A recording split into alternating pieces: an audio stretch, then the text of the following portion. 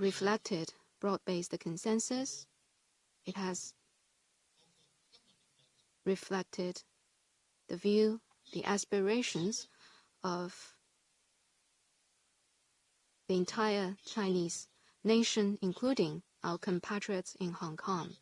And in terms of the process of legislation, it is in full compliance with the legislative procedure in China. Let me also say that this new law has been added to the list of the Annex 3 of the Basic Law. This is also based on the relevant provisions of the Basic Law and the Constitution. And before the decision was made, it was required that the views from the NPC's Committee of the Basic Law of Hong Kong SAR and the views of Hong Kong SAR government shall be solicited.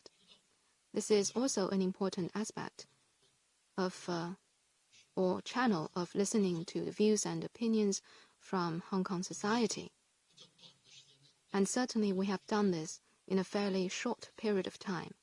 And it was yesterday on the 30th of June that the legislation was completed and law was added to the Annex 3 of the Basic Law. The message is everything is in keeping with the legal procedure.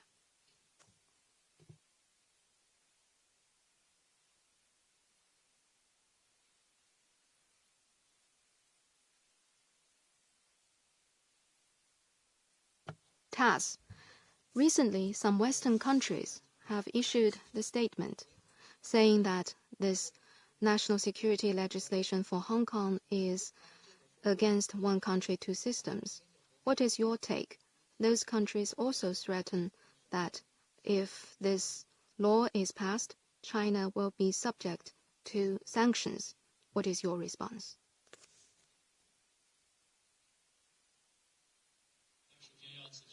The first thing I want to say that this national security law is completely in keeping with the one country, two systems.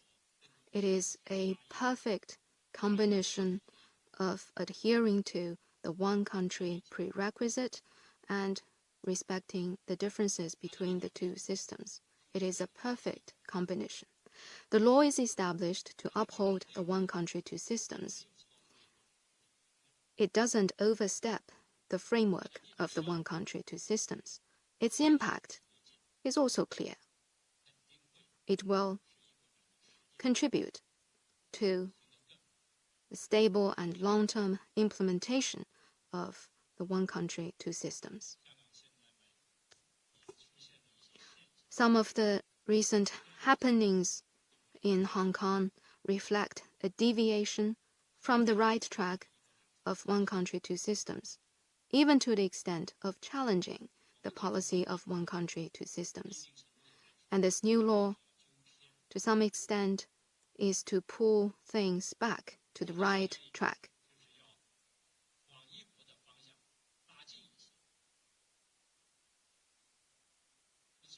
And ultimately, the purpose, the goal is to uphold and advance the cause of one country, two systems, instead of changing the practice.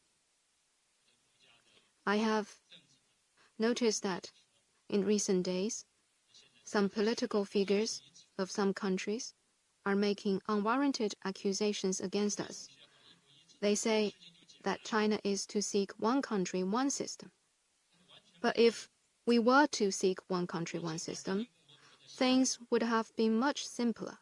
We could have applied China's criminal law, criminal procedure law, and national security law directly in Hong Kong. And why would we bother so much to make a special law particularly and solely for the Hong Kong SAR. I think a key question here is whether one understands the one country, two systems fully and faithfully. The central government has repeatedly stressed the importance of fully and faithfully understanding and implementing the one country, two systems. This is because some in Hong Kong and somewhere else in the world, they're using one country, two systems for ill motives. Every time when the central government exercises some legitimate and lawful power, some Western politicians are always so eager to make unwarranted accusations with their misrepresentation of the one country, two systems and the high degree of autonomy. In their view, the central government of China must keep out of Hong Kong's affairs, and they themselves can point fingers.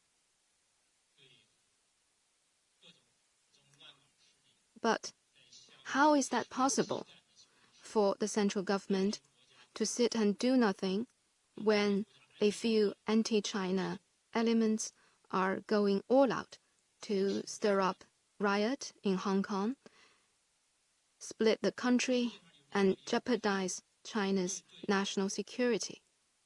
Is there any country in the world that will permit such offenses happening time and again on its own soil?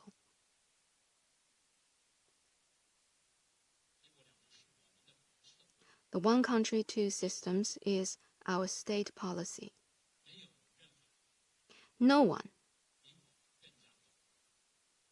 understands better than us the true essence of the one country, two systems. No one cares more than us about the one country, two systems.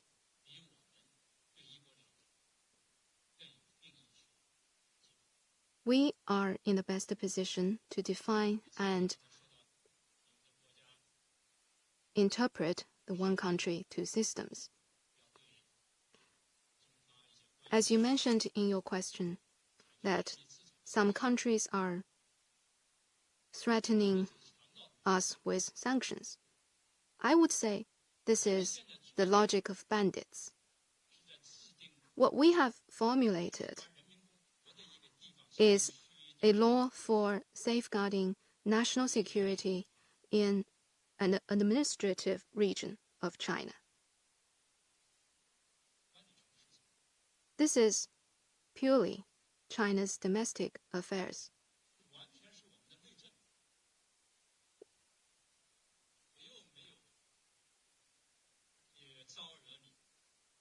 There is no logic supporting those threats of sanctions.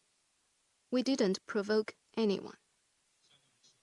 It reminds me of two phrases in Hong Kong dialect, meaning, you know what you are doing. There is none of your business.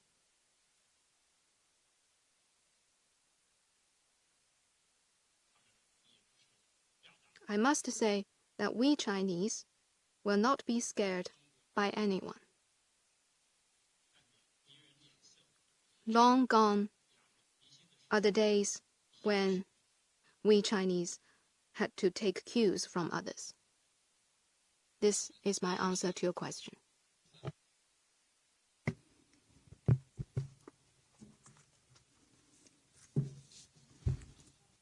With Xintao Daily, the Hong Kong society is watching closely the law enforcement power and jurisdiction over relevant cases.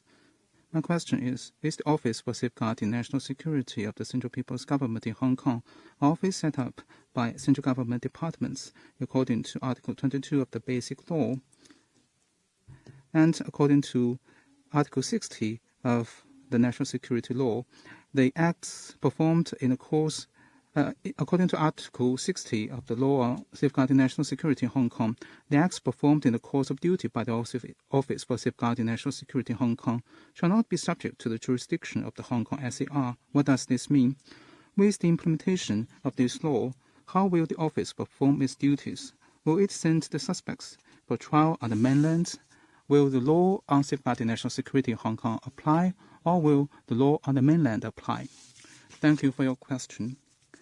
The central government has the power and the responsibility to take all necessary measures to safeguard national security, including in formulating laws, setting up jurisdictions, and improving mechanisms.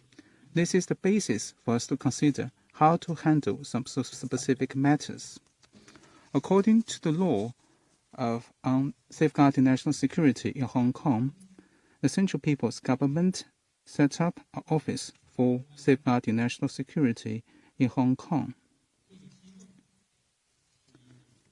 This office is established based on the NPC's decision last month, as well as the just adopted law on safeguarding national security in Hong Kong. From the name, one can tell that this office is established by the Central People's Government. It is different from the offices set up by central government departments or set up by provinces, autonomous regions, or municipalities in Hong Kong in accordance with Article 22 of the Basic Law, as you mentioned. According to Article 60 of the Law on Safeguarding National Security in Hong Kong, the acts performed in the course of duty by the Office for Safeguarding National Security in Hong Kong and its staff shall not be subject to the jurisdiction of the Hong Kong SAR. This means that the acts of the Office and its staff in the course of duty shall not be subject to the jurisdiction of the executive authorities, legislature, and judiciary of Hong Kong. This is important to ensuring the performance of mandate by the office, because the office exercises its jurisdiction with a mandate that goes beyond the high degree of autonomy enjoyed by Hong Kong, and relevant affairs to be handled by the office also involve state secrets. So it is solidly based on both law and practice to state that the acts performed by the office will not be subject to the jurisdiction of Hong Kong SAR. In formulating Article 60, we also refer to relevant provisions of the garrison law and the common practices of other countries. In Hong Kong, we have the Office of the Central People's Government in Hong Kong. We also have the Office of the Commissioner of the Foreign Ministry in Hong Kong. And we also have the garrison in Hong Kong. And now, with the establishment of the Office for Safeguarding National Security of the Central People's Government in Hong Kong, we now have 4 bodies set up by the central government in Hong Kong. And in the U.S., it has 2 judicial systems at the federal and at the state level. And the state exercises jurisdiction over some matters. But this does not mean that the Office for Safeguarding National Security in Hong Kong is subject to no one's jurisdiction. The law on safeguarding national security in Hong Kong has strict provisions on the enforcement procedures and supervision mechanisms of the Office for Safeguarding National Security in Hong Kong. It raised multiple questions, actually 4 or 5 of them. One question concerns the law enforcement of the office. Let me say this. It is made clear in Article 55 of the Law on Safeguarding National Security in Hong Kong that the Office for Safeguarding National Security in Hong Kong only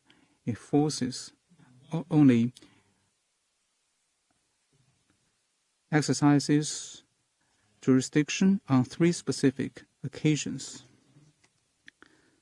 The office mainly take the form of initiating investigation into the cases. They may arrest suspects upon the approval of designated procuratorate. And in terms of other follow-up measures, for example, prosecution, trial, and other matters, it was stated clearly in this law, that is, the People's Procuratorate, designated by the Supreme People's Procuratorate, would prosecute the cases, and the court designated by the Supreme People's Court will handle the cases. The arrangement is made because the legal system at the mainland is different from that in Hong Kong. Relevant law enforcement and judicial authorities at the state level are different from those in Hong Kong. They should and must perform their duties in accordance with their respective laws. It is impossible to ask Hong Kong police or prosecutors of the Department of Justice to enforce laws of the mainland or vice versa. That won't work, because that would easily create problems related to jurisdiction and application of law.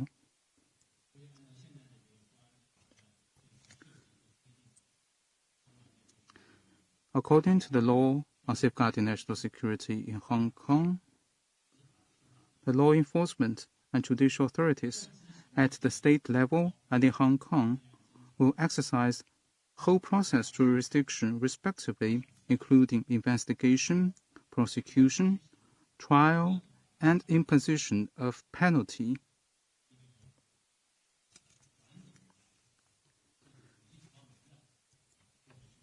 So in this way, there will be whole process jurisdiction respectively for the authorities at the state level and in Hong Kong.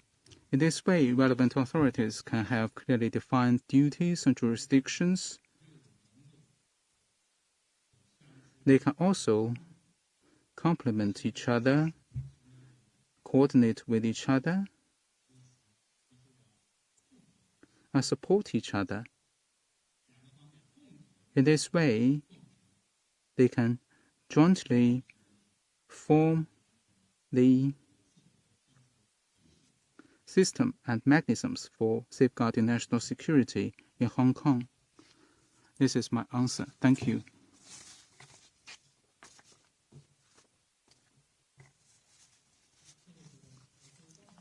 Thank you. With Guangming Daily, we know that the name of this law is the Law of the People's Republic of China on safeguarding national security in the Hong Kong Special Administrative Region. The content of the law is not limited to the Hong Kong SAR. My question is, what is the meaning of safeguarding national security in Hong Kong? The important expression, safeguarding national security in Hong Kong, is the key word. At the fourth plenary session of the 19th CPC Central Committee, it was made clear that it is important to establish and improve the legal system and enforcement mechanisms for safeguarding national security in the SARs. Later, the focus has been placed on Hong Kong. This year, at the third session of the 13th NPC, a decision was adopted. The name of it is on establishing and improving the legal system and enforcement mechanisms for safeguarding national security in Hong Kong. So in this way, it is clearly proposed that relevant work will be advanced at the state level.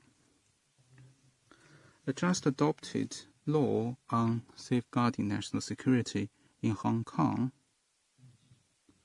as you mentioned,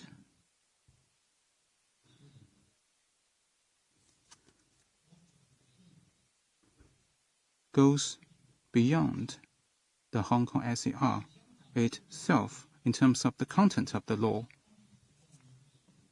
So the expression safeguarding national security in Hong Kong is very important to understand its meaning, and it at least carries 3 layers of meanings.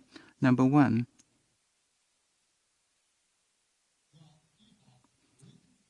the work and activities for safeguarding national security by the Hong Kong SAR itself.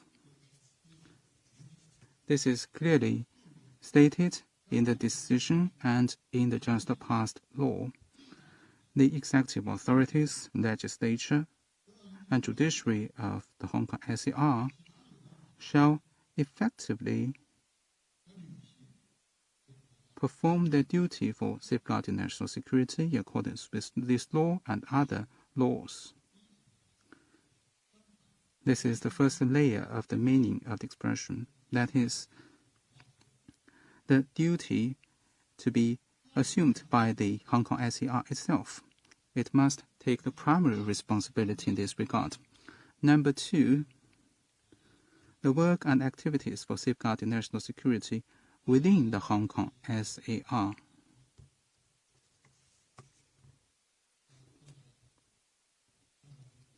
Just now, Mr. Zhang mentioned that the Central People's Government shall establish in the Hong Kong SAR an Office for Safeguarding National Security, and the name of the office is the Office for Safeguarding National Security of the Central People's Government in Hong Kong. And other offices set up by the Central People's Government also in Hong Kong also carries responsibility for safeguarding national security. So together with those offices, this new office will also perform its mandate for safeguarding national security in Hong Kong. And the third layer of the meaning is that the work and activities for safeguarding national security relating to the Hong Kong SAR. The Central People's Government has an overarching responsibility for national security affairs relating to Hong Kong. Overarching responsibility means the ultimate responsibility or the comprehensive responsibility.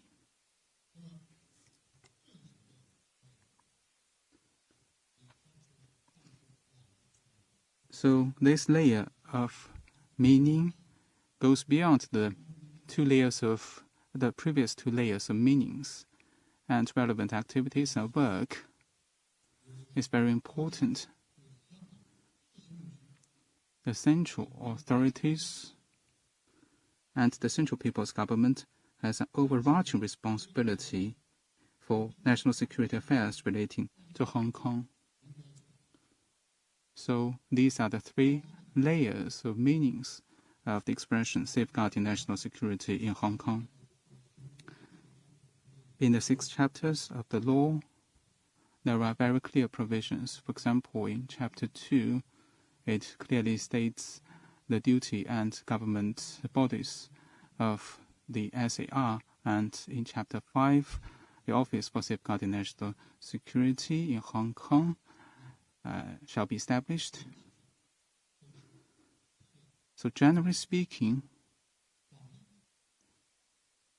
the expression carries broad meaning. This is my answer to your question. Thank you.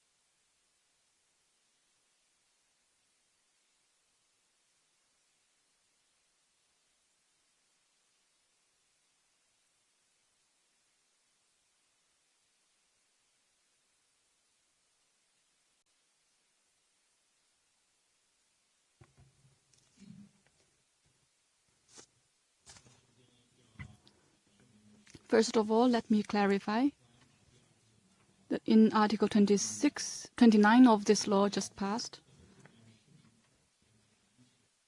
collusion with a foreign country or with external elements to endanger national security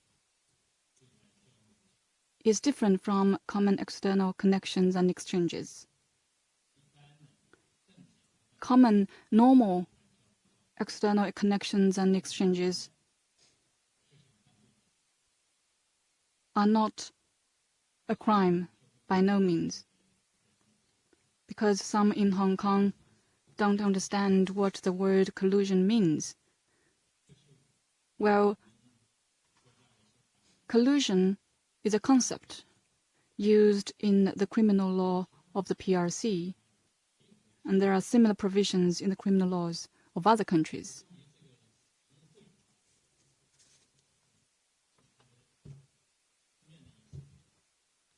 Well, the word collusion means to work together to do something bad. It is indeed a negative word. And in the criminal law,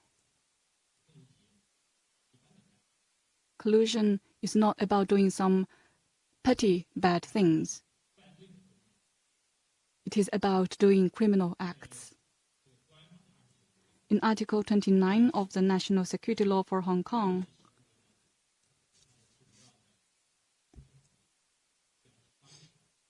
the main manifestations of collusions are clearly stipulated, which define what acts may constitute a crime. And there are specific stipulations. And I have the text with me, and I think it is very clearly written.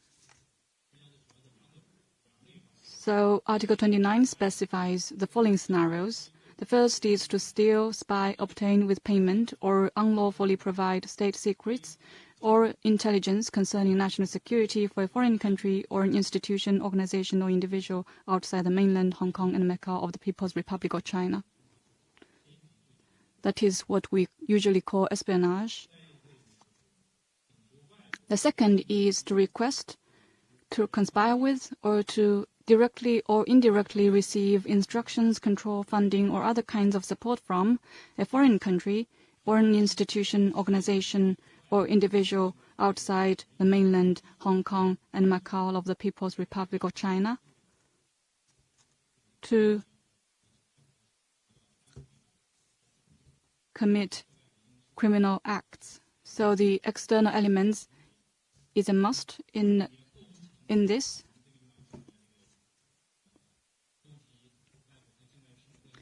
But here what we say is that there are other elements are needed to constitute such an offense. For example, a criminal intent to endanger national security. For example, through such collusion, one has to commit criminal acts specified in the article in the national security law. So it has to be linked with those acts. And you also mentioned, the journalist mentioned, the meaning of inciting hatred. First of all, I want to say that inciting hatred as an offense is something we copied from legislation of Hong Kong. In the laws in force of the Hong Kong SAR, there is a crimes ordinance. In Article 9, it is mentioned hatred, inciting hatred towards people and government may constitute an offense, which shows that in formulating this new law, we have given full consideration to the existing provisions and laws of Hong Kong and the concepts, practices of the common law system of Hong Kong. Normal day-to-day acts of hatred will not constitute an offense. because it is clearly specified in the law that it will have to there is another condition, that is, it may cause severe consequences for it to constitute an offense. If someone spreads rumors to incite hatred in society towards the central government, for example, there was a rumor last year that there were homicide in Hong Kong, and direct the attention to the Hong Kong police, and it was clearly made up. It is possible that this rumor was targeted at the central government and it has caused serious consequences, and that act may constitute such an offense.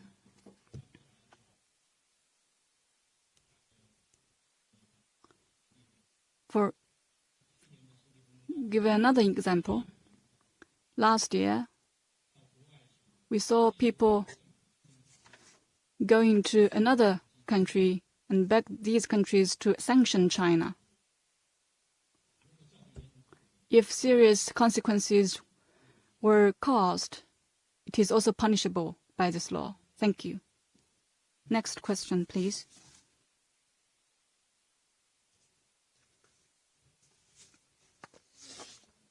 Thank you.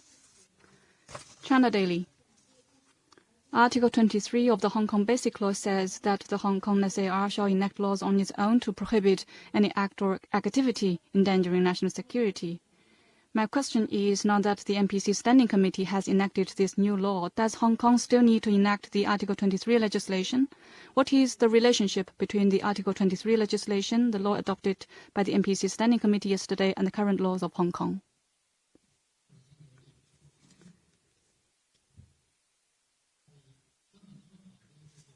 In the Basic Law of Hong Kong, there is an Article 23.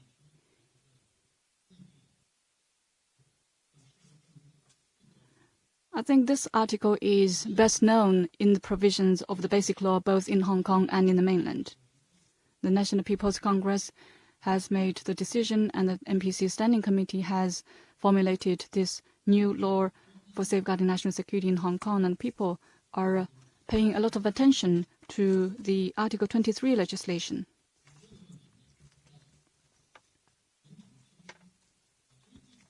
In the process of making the decision and formulating the new law for safeguarding national security in Hong Kong,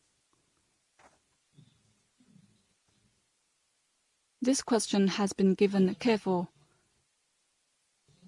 consideration. At the third plenary session of the 13th National People's Congress, the NPC adopted the decision to establish and improve the legal framework and enforcement mechanisms for safeguarding national security in Hong Kong. In Article 7 of the new law, it is also clearly stipulated that Hong Kong SAR must complete as early as possible the legislation for safeguarding national security as stipulated in the Basic Law and refine relevant laws. Just now, Mr. Zhang mentioned that we have waited for 23 long years for that to happen, and the coincidence of the many 23s.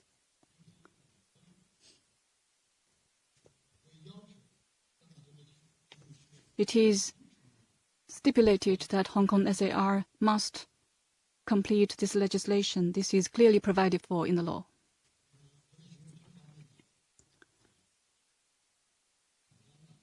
The Hong Kong SAR, the chief executive and the government have also made their attitude clear that after the adoption of this new law, they will refine relevant laws of the Hong Kong SAR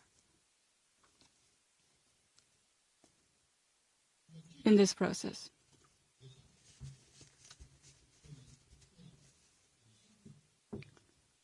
To be more specific,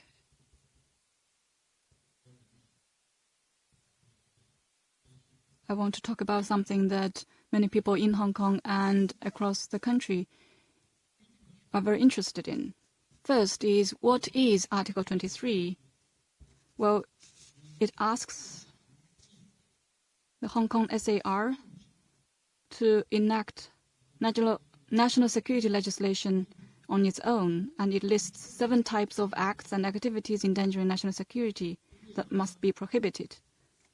For example, secession, subversion, inciting rebellion, treason, theft of state secrets,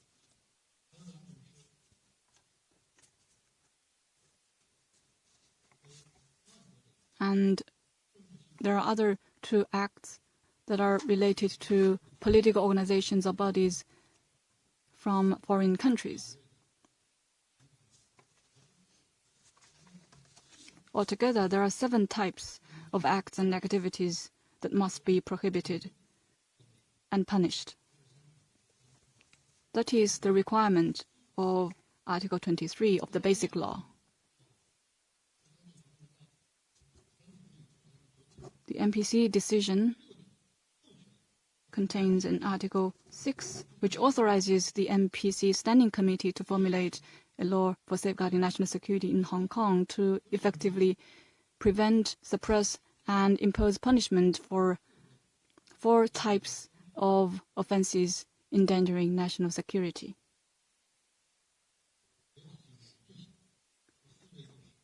And they are secession, subversion, organization and perpetration of terrorist activities, and collusion with a foreign country or external elements to endanger national security.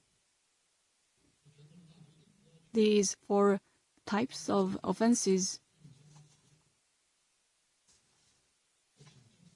were clearly set out in the law.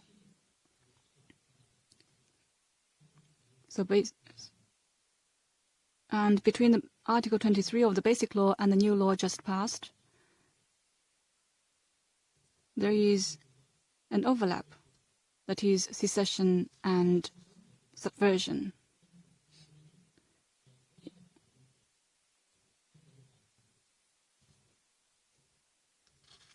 Subversion of state power as defined in the new law, and subversion of the state government as stated in the Basic Law. Second,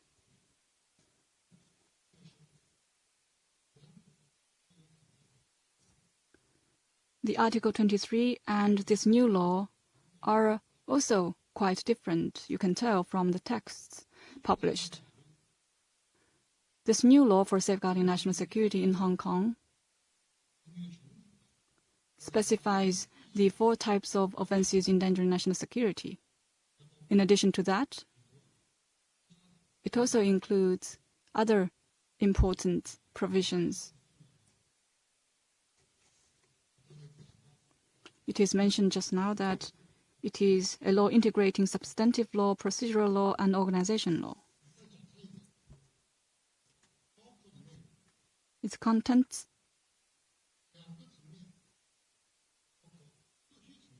include 2 levels: institutional arrangements and design at the Hong Kong SAR level and institutional design at the state level. And it consists of 2 aspects. One is to improve the legal framework for safeguarding national security, and the other is to improve the enforcement mechanisms, legal framework and enforcement mechanisms. And third, it integrates substantive law, procedural law, and organization law,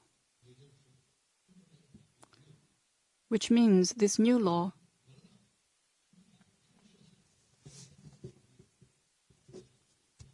is much broader than what is specified in the Basic Law in terms of Article 23. Third, this new law does not replace the Article 23 legislation of Hong Kong.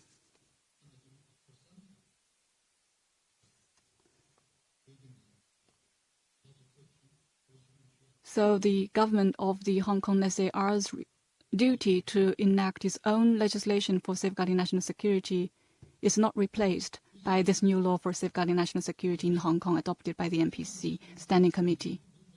Fourth, the Hong Kong government's duties in terms of completing the legislation for safeguarding national security, and also to refine relevant laws, which means the Hong Kong SAR needs to not only pass the Article 23 legislation, but also others. So it is not limited to the Article 23 legislation. Just now it is mentioned that last year in the Hong Kong SAR there was a case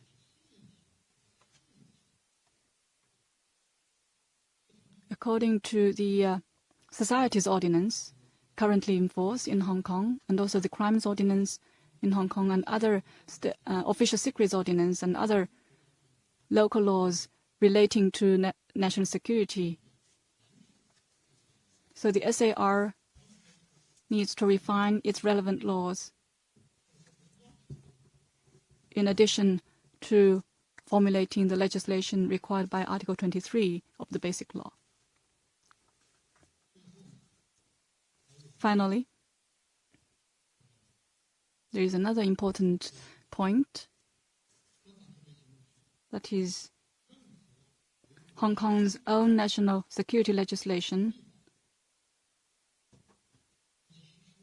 and their implementation shall not contravene the MPC decision and the law on safeguarding national security in Hong Kong adopted recently yesterday by the MPC Standing Committee. It shall not contravene the decision and law adopted at the state level. These are very important institutional design. At the third plenary session of the 13th National People's Congress and the 20th and 19th session of the MPC Standing Committee, it is also clearly stated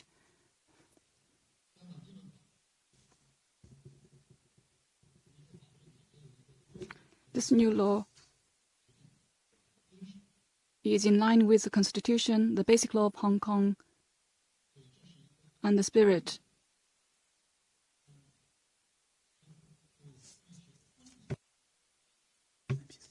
of the MPC decision. This is a very important institutional arrangement, and I am sure it will be implemented effectively. Thank you. Next question, please.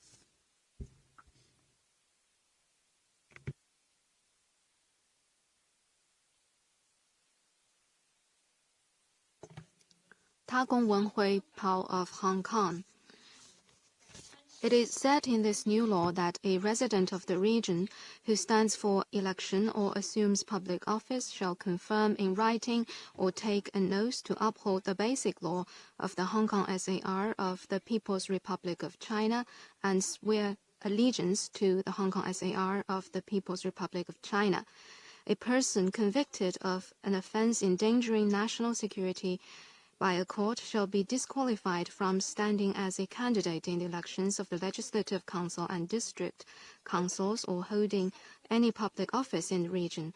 Is this to disqualify some opposition candidates in the September election of the Legislative Council to swear allegiance to the Hong Kong SAR? Does this mean also to swear allegiance to the People's Republic of China?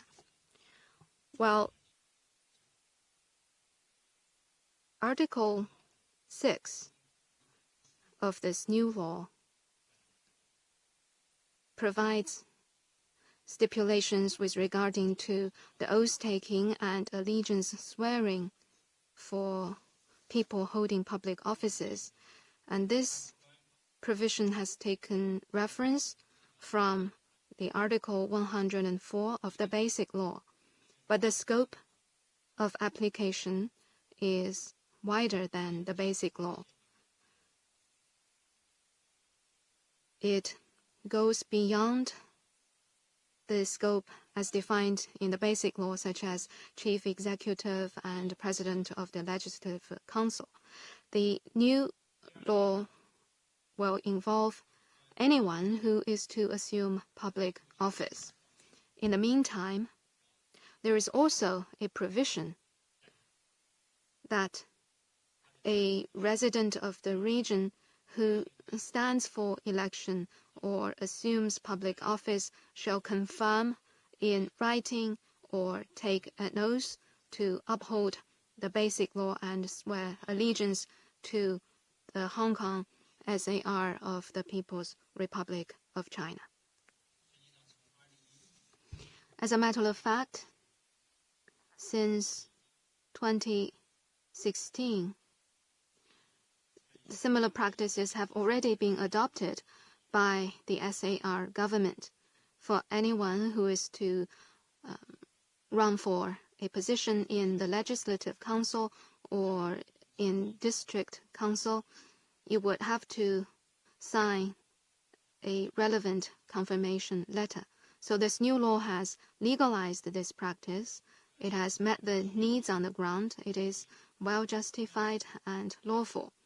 Let me also say that whether it is the Article 6 of this new law or whether it is Article 104 in the Basic Law, the provision of swearing allegiance to the Hong Kong SAR undoubtedly includes allegiance to the country, namely the People's Republic of China. This is quite obvious. This is determined by the legal status of the Hong Kong SAR. The region is an inalienable part of China. It is a special administrative region with a high degree of autonomy. So for people holding public offices, when they swear allegiance, certainly they are swearing allegiance to the country. One should not take an out-of-context view on this matter. One should not erroneously think that allegiance to Hong Kong SAR is only to the SAR. I say this with good reason, because some people in Hong Kong do hold this wrong view.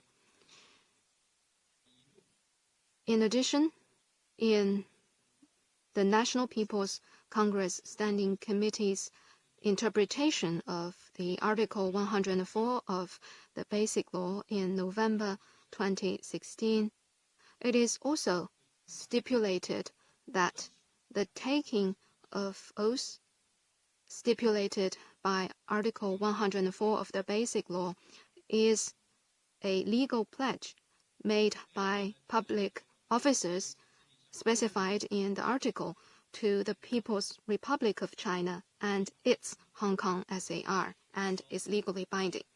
You mentioned whether this is the purpose of having this stipulation in the new law, whether it is to disqualify some people in the September election in the Legislative Council. Well, I would like to say that those who hold this view think that we are as narrow-minded as they are. The Central People's Government has decided to formulate this piece of law. The purpose is to safeguard national security. It is to safeguard national security and restore stability in Hong Kong. It is to promote long-term implementation of the one country, two systems. So we are on a much higher ground. We are looking at a much broader horizon. And you also mentioned if those opposition candidates may get disqualified because of opposing this law. I think this could be a question worth of studying, but I believe in the near future, the SAR government will make specific definitions or regulations based on the basic law, this new national security law, and the existing laws and regulations in Hong Kong SAR. Another point I want to stress here is that this legislation, its purpose is not to take the pro-democracy camp in Hong Kong as an imaginary enemy. This is not the purpose of the legislation. The legislation is focusing on combating a narrow category of crimes against national security. The local society of Hong Kong is diverse. The local politics is diverse. The one country, two systems has already spoken volumes of the political tolerance of the Central People's Government. So the various parties, including people with different political views, different positions, they will continue to exist for a long time in Hong Kong. As Comrade Deng Xiaoping once said, the opposition, you can say bad things or criticize the Communist Party of China, but you should not use this as a pretext to do things against China, against our national security, and use this as a pretext to turn Hong Kong into a safe haven of anti-China forces. We are adopting one country, two systems. We have the socialist system, and we understand that the capitalist system has its own rules of politics, but there are always some red lines. There are always some basic principles, and these basic principles shall not be breached. This is true in any society. So the oppositions in Hong Kong, I hope they could do some self-reflection and do some self-adjustment.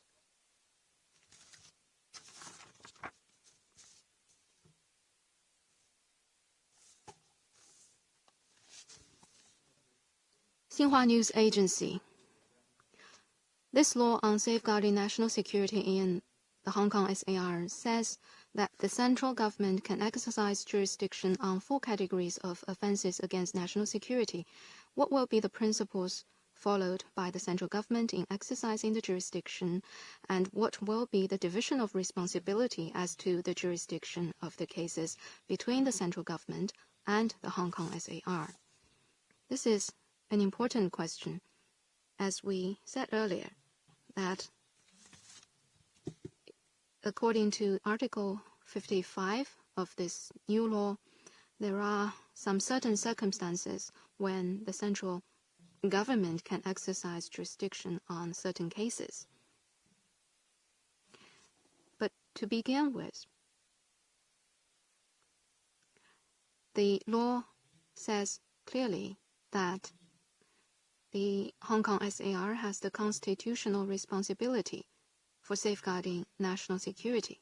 The Article 12 of the new law requires that the SAR government shall establish a committee for safeguarding national security, and the committee shall be responsible for affairs relating to and assume primary responsibility for safeguarding national security in the region. It also says that the committee shall be under the supervision of and accountable to the Central People's Government. So this is the general principle.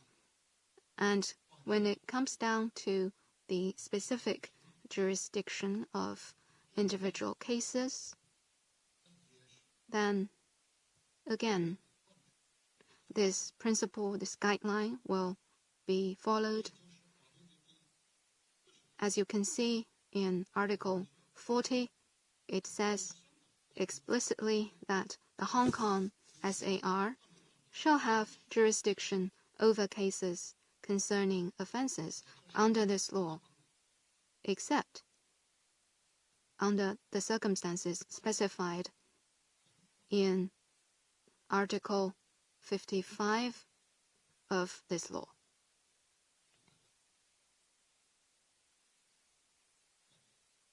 And then certainly you will turn the page to Article 55.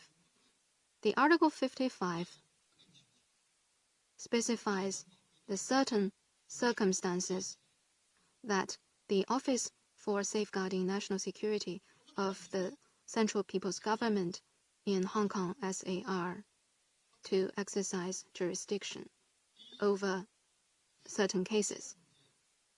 And the cases shall be as follows. First, the case is complex due to the involvement of a foreign country or external elements, thus making it difficult for the region to exercise jurisdiction over the case.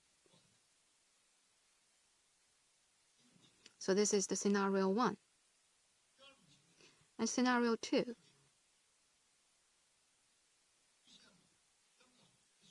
A serious situation occurs when the government of the region is unable to effectively enforce this law. So this is the second type of scenario. There is a serious situation and the government of the SAR is unable to effectively implement this law. And scenario 3 is that a major and imminent threat to national security has occurred. So these are the 3 circumstances under which the office is to exercise jurisdiction. So you can see that these circumstances are specified, and to be honest, we don't hope to see any of them. Certainly we don't want to see a serious situation or a major or imminent threat to national security. But since it is about designing a legal system, we have to take into account all types of eventualities. And procedure-wise, when the Office for Safeguarding National Security of the Central People's Government in Hong Kong SAR is to launch jurisdiction, then there are strict steps to follow. Specifically, it requires the SAR government or the office itself to make the proposal, and in whichever case, it needs to have the approval from the Central People's Government. And following this procedure, and also under the above-mentioned 3 circumstances, can there be the exercise of the jurisdiction over the cases in question by the central government. And when the office is to exercise jurisdiction over some cases, the whole process is an interconnected one that involves many links. For instance, the office shall initiate the investigation into the case, and the Supreme People's Procuratorate shall designate a prosecuting body to prosecute it, and the Supreme People's Court shall designate a court to adjudicate it. And when it comes to procedural matters like criminal investigation, examination and prosecution, trial, and if necessary, the execution of penalty. For these procedural matters, the criminal procedure law of the People's Republic of China and other related national laws will be applied. So this is what is about Article 56, 55, 56, and 57 in this new law. This is a whole complete set of provisions. I also want to say that the Office for Safeguarding National Security and other relevant agencies of the country exercise jurisdiction only on a very small number of offenses that seriously jeopardize national security.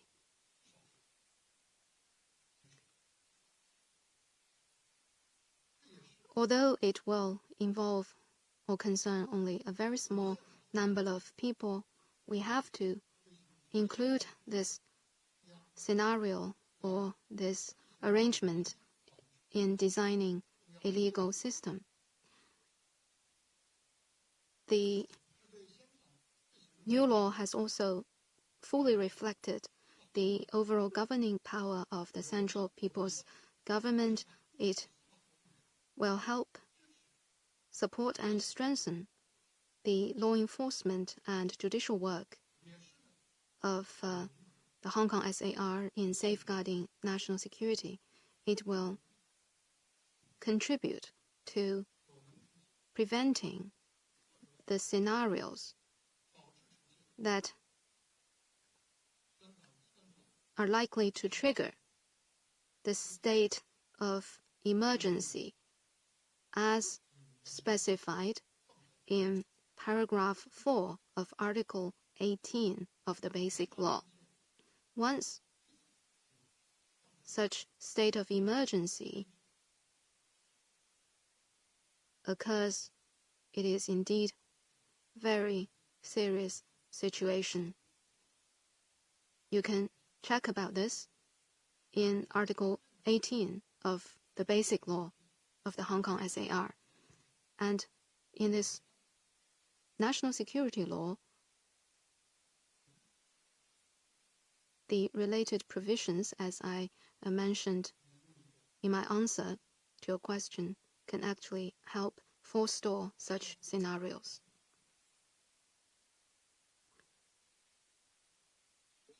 In other words, we are using an ongoing but low-intensity approach to safeguard national security in Hong Kong. We prevent, we forestall, we implement precautions against those likely serious scenarios. So this is an important point I wish to make.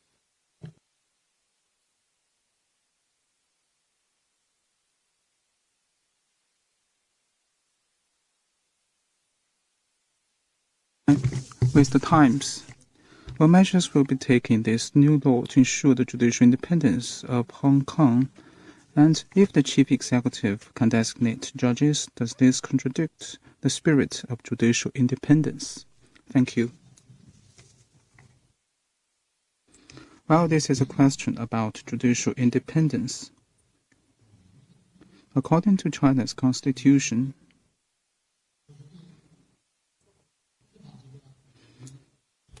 the People's Court and the People's Procuratorate can exercise their functions and duties independently, free from interference. This is clearly stipulated in the Constitution and relevant laws.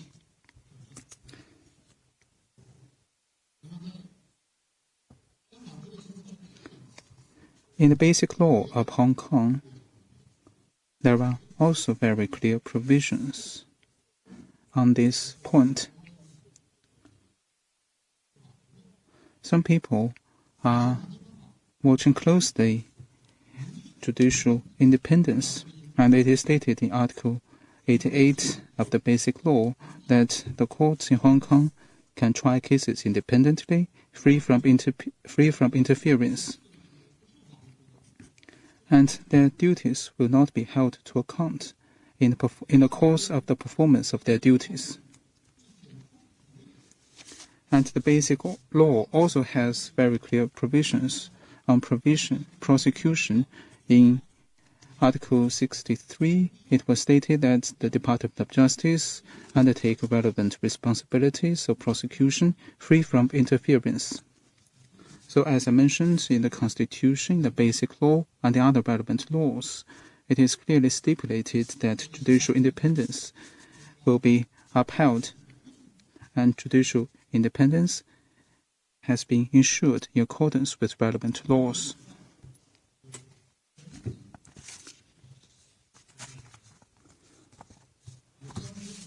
It was mentioned that concerning the judges that will try the cases concerning offense endangering national security, we have made some rules in this new law. That is, the chief executive shall designate some judges from the magistrates, from the judges of the district court, the judges of the court of first instance, and the court of appeal of the High Court, and the judges of the court of final appeal. And such designated judges will be responsible for trying cases concerning offense endangering national security. And you can find relevant provisions in Article 44.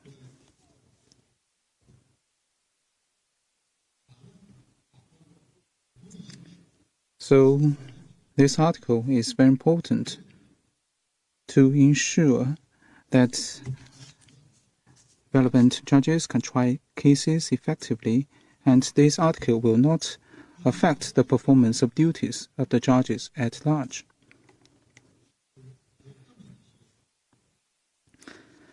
The system of designated judges has the following meanings. Number one, the chief executive shall designate a group or a number of judges from incumbent judges. Number two, the designated judges shall be responsible for trying cases concerning offense endangering national security, and for other judges that do not serve as designated judges, they can continue to perform their duties and try other types of cases. Actually, a broad range of cases can be tried by these other judges that are not designated judges. And number three, there is the scope of designation. The judges may come from magistrates, the judges of the district court, the court of first instance, and the court of appeal of the High Court, and the court of final appeal. So there is a sort of name list of judges that can be designated. And number four, it is clearly stipulated that when designating the judges, the chief executive, may consult the Committee for Safeguarding National Security of the Hong Kong SAR and the Chief Justice of the Court of Final Appeal. This is also a very important way to ensure the effective arrangement of the system. And number 5, as I mentioned, there is this principle of independent justice or judicial justice. Relevant cases will be tried free from interference. So in this sense, the institutional arrangement reflects the primary responsibility assumed by the Committee for Safeguarding National Security in Hong Kong SAR. Meanwhile, we have also considered the actual situation of the judges in Hong Kong.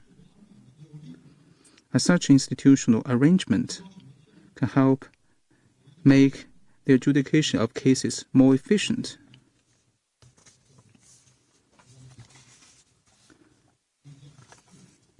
And the designated judges may be more experienced and more professional in trying the cases concerning offense endangering national security, and with a certain name list of designated judges, they can apply consistent standards in trying relevant cases. Just now we mentioned the offense of collusion in Article 29. Relevant cases have their own characteristics, so the designated judges, if they are familiar with relevant cases, they can try the cases more effectively. An example I want to use here is secession or subversion.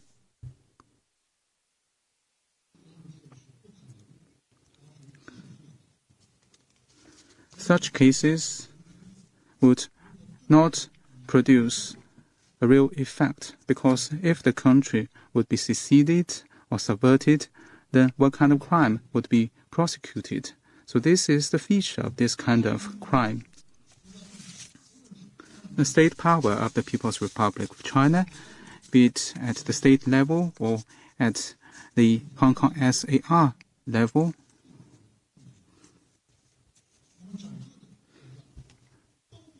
the whole country, the whole state, will never tolerate any acts of secession or subversion. So this is the feature of this kind of offenses. We can never allow such cases to produce an effect. So how to identify the elements of the crimes? This requires analysis based on the characteristics of these offenses. So if we have some designated judges who are more familiar with the situation, the conditions, the elements, then they can try the cases more effectively. This is my answer to your question. Thank you.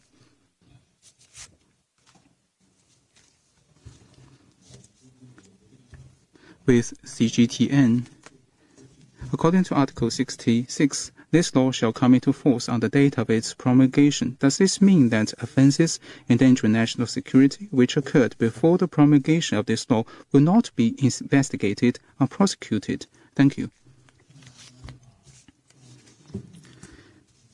Well, in terms of retroactivity, this law is consistent with the general principle of laws in force in the world.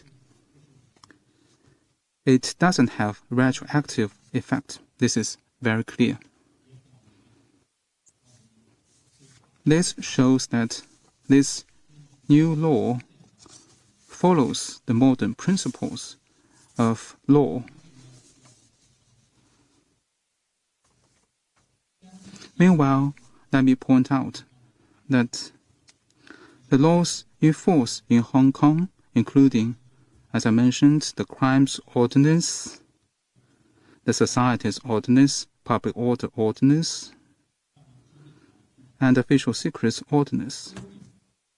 In these laws in force in Hong Kong, they have some provisions related to the acts and activities concerning offences endangering national security, provisions of these laws should be applied to punish acts endangering national security that occurred before the entry into force of this law.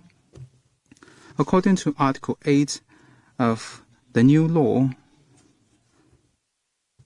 it is stipulated that in order to safeguard national security effectively, the law enforcement and judicial authorities of Hong Kong shall fully enforce this law and the laws in force in Hong Kong concerning the prevention of, suppression of, and imposition of punishment for acts and activities endangering national security. This shows that the laws in force can be applied to punish offences endangering national security that happened in the past. The law enforcement and judicial authorities need to take their statutory duty to do this.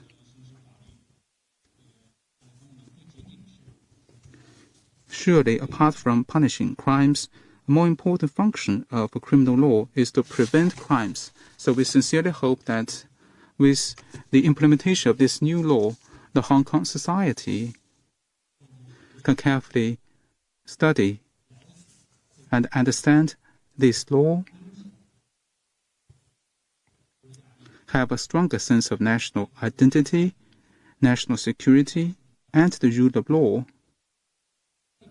In particular, education at schools and universities should be enhanced in this regard. We hope that the young people in Hong Kong can all be patriotic, love the country, love Hong Kong, abide by the law. We hope that all of them can have a bright future. Thank you. The conference has lasted for a long time, but still I see many hands. So I suggest we have 2 more questions. First, Phoenix TV. Phoenix TV. This law has taken effect. People are interested in the question that is, while preventing, suppressing, and imposing punishment for acts endangering national security, will this law restrict the rights and freedoms of Hong Kong residents, and will it be in conflict with relevant international covenants and human rights-related laws of Hong Kong? Respecting and protecting human rights.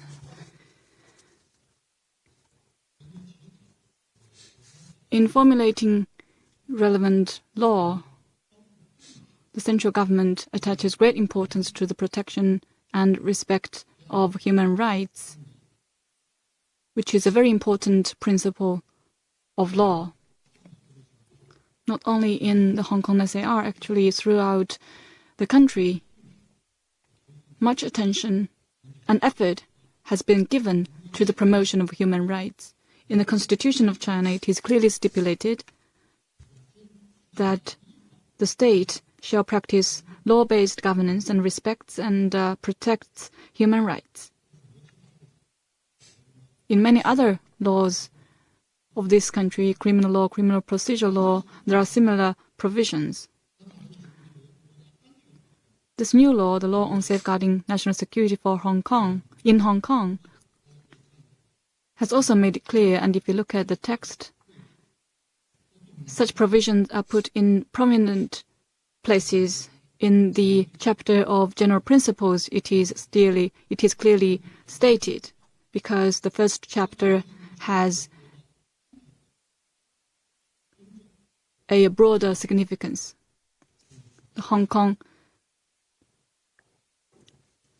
human rights will be protected and safeguarded in safeguarding national security in Hong Kong. It is stipulated in the new law. And when handling these cases, the central authorities must also follow the important principles of law in terms of criminal proceedings.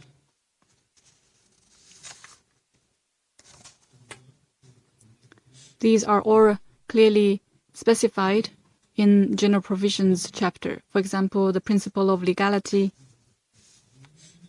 or one shall not be prosecuted or punished if his act does not constitute an offense under the law.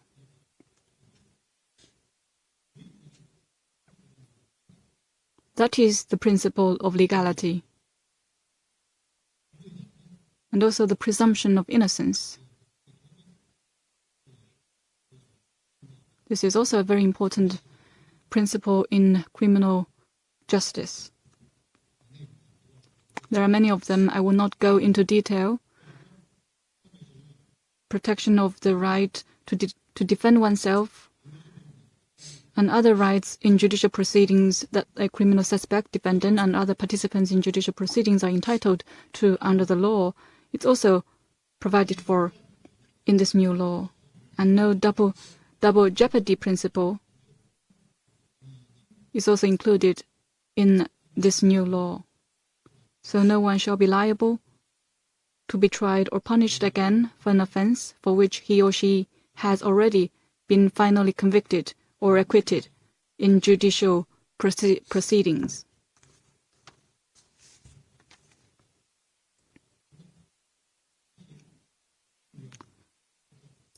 These important principles are provided by the first chapter of this law, and the protection of human rights is not limited to criminal procedure laws. There are also clear provisions that states that the state protects the lawful rights and freedoms the residents of the Hong Kong SAR enjoy under the Basic Law and the two well-known international covenants, the International Covenant on Civil and Political Rights and the International Covenant on Economic, Social and Cultural Rights, as applied to Hong Kong.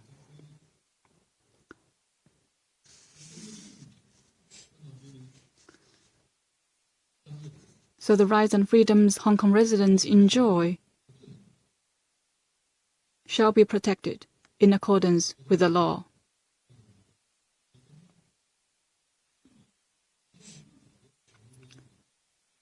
These provisions of the new law are in line with those in the Basic Law, so it's not limited to criminal procedural matters. Freedom of speech, publication, assembly, and demonstration, these are all the rights and freedoms protected by both the Basic Law and the Law on Safeguarding National Security in the Hong Kong SAR.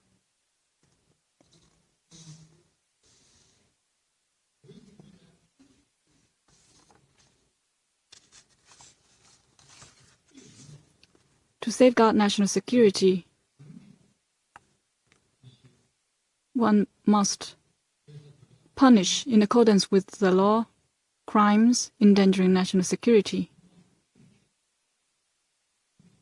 To effectively prevent and suppress and impose and pursue criminal liability for those acts in accordance with criminal law. So, in this process, many people are concerned about those rights and freedoms.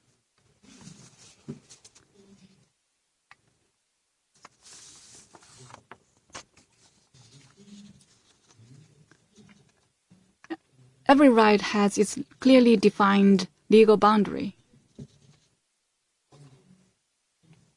One country is the bottom line, and the two systems has boundaries. This is what Mr. Zhang just said. If you breach the boundary and the bottom line, that is not okay. Be it in China, in China's Hong Kong SAR, or in any other country in the world. This is the same. You may exercise your rights and freedoms, but that must be done within the confines of law, and one shall not breach the bottom line of law, otherwise there will be consequences according to law. In terms of safeguarding national security,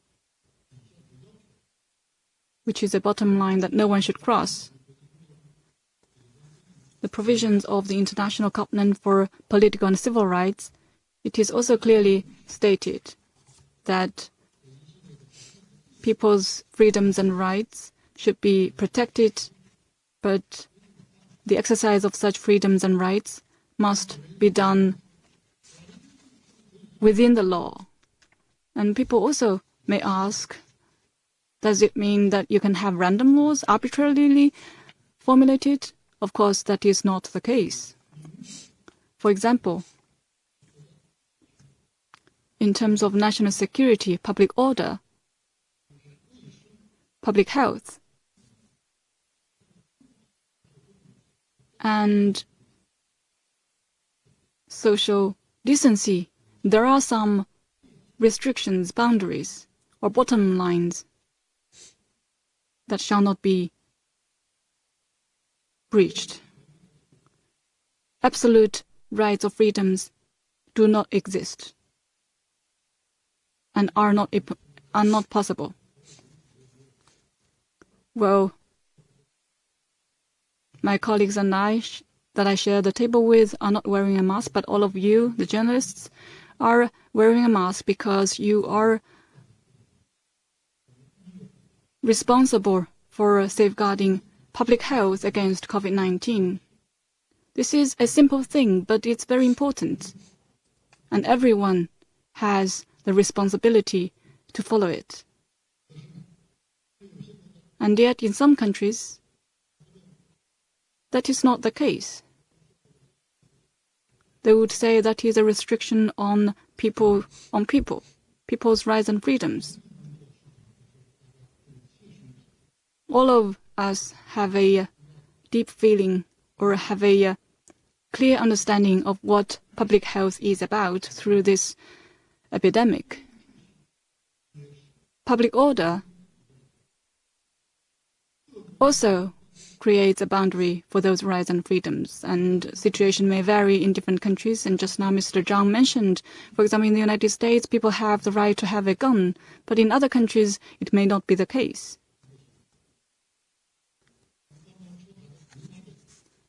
The Civil Code recently introduced at the third plenary session of the 13th MPC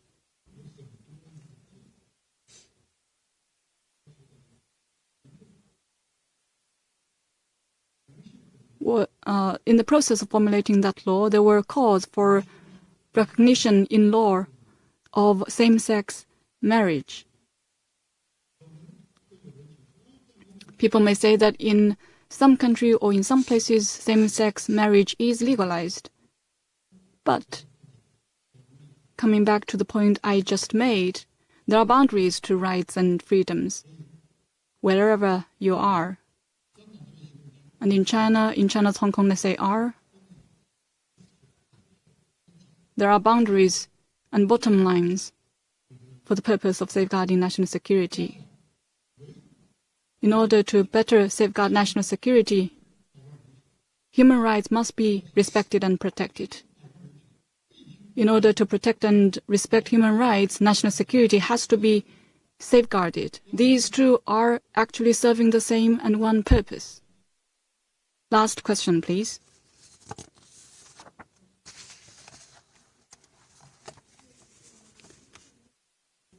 Lianhe Zaobao from Singapore. The U.S. has recently announced several measures to sanction China's push for a national security law in Hong Kong, including visa restrictions on Chinese officials and revoking preferential treatment for Hong Kong. Will China take countermeasures, and what will they be?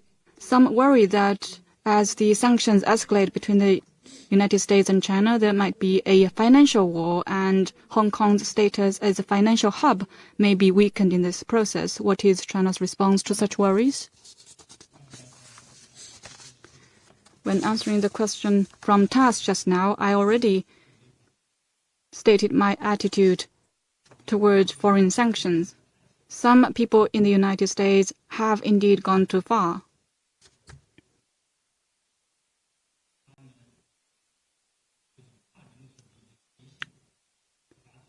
if you engage in yet another round of bullying, if they think there isn't enough of a mess domestically, if they just don't care that sanctions actually may bring more loss to them than to the sanctioned, if they want to make this as an opportunity to shift its own crisis and pass the buck, then they can have a try.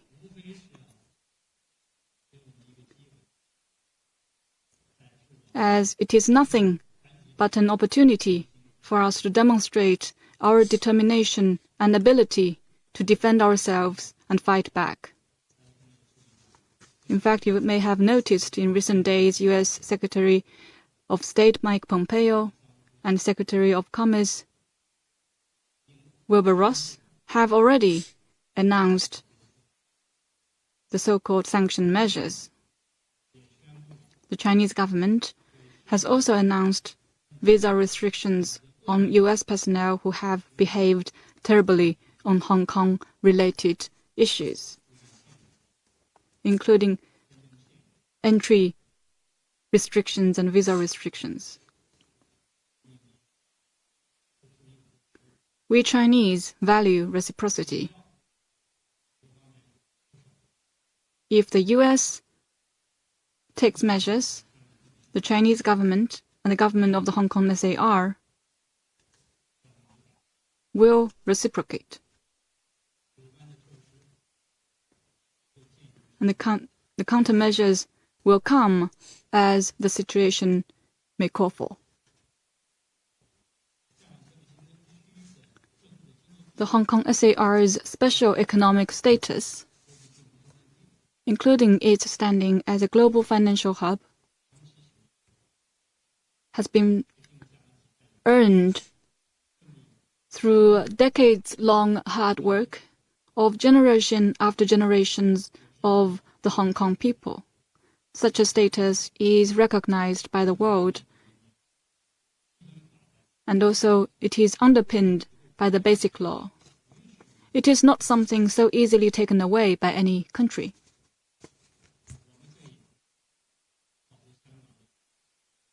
We have full confidence in maintaining Hong Kong's economic status in the world. We don't have much worries about that, because Hong Kong's status as a global financial hub and its long-term prosperity and stability are mainly dependent on two factors. One is whether or not Hong Kong's comparative advantage built over the years in business environment and financial system will be affected. And the other is whether or not the momentum of the mainland's economic development and the central government's support for Hong Kong will be weakened. Or these two are important factors, and about these two factors we have confidence. That is why we are very optimistic about the future of Hong Kong. This is the